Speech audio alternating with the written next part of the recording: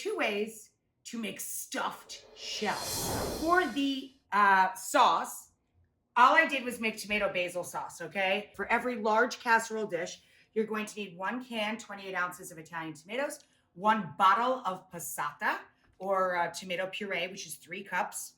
And you're going to start with 2 tablespoons each, EVOO, olive oil, and 2 tablespoons of butter. Melt the butter into the oil, add 2 cloves of crushed or chopped garlic.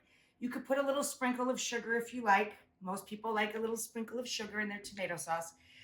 You definitely need a sprinkle of salt.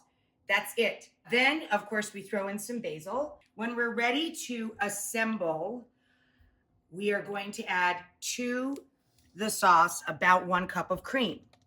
Now I'm going to add the pint because I made 2 cans, 2 bottles of passata, and I'm making twice the amount of sauce because I'm making this 2 ways. So I have 1 pound of crab. I use king leg meat. You can use lump crab.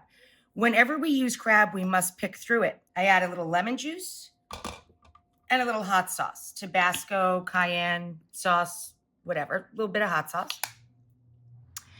In the bowl, I have 3 cups of fresh ricotta, and I like to add about 1 cup of Parmigiano Reggiano as well, a little bit of parm in there. So we're going to add 1 egg, lightly beaten. Bloop.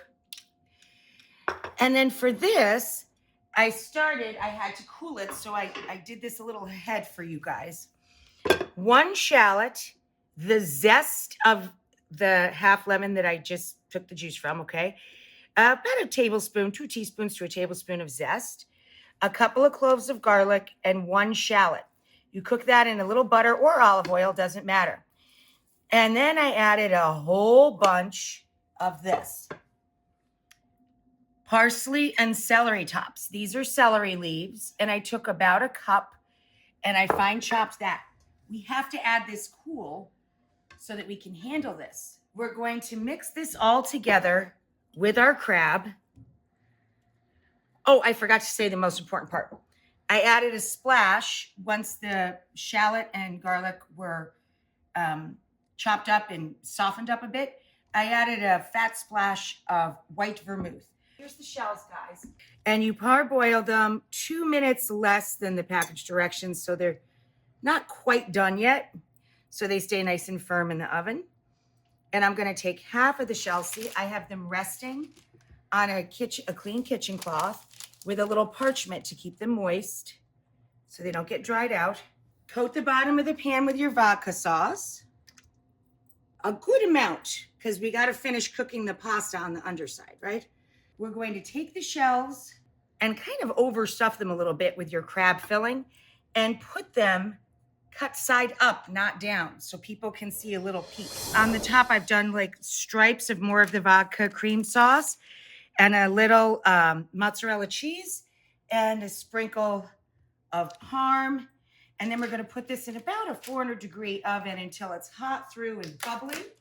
And then we'll take the foil off and let the top brown up. So for the spinach, again, I had to cool this.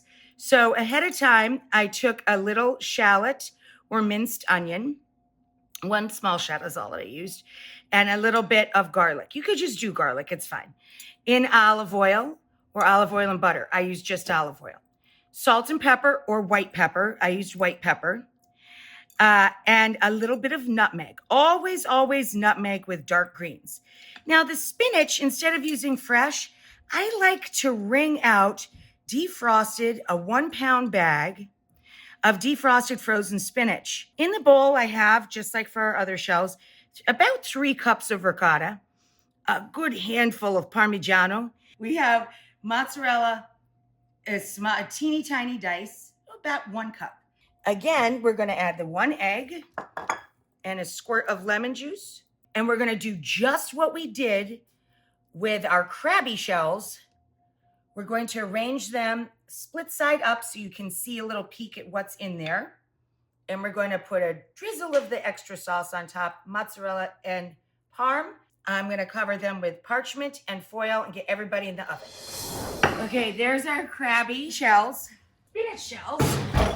I just take a few of the little inner leaves from the basil, tear them down over the top.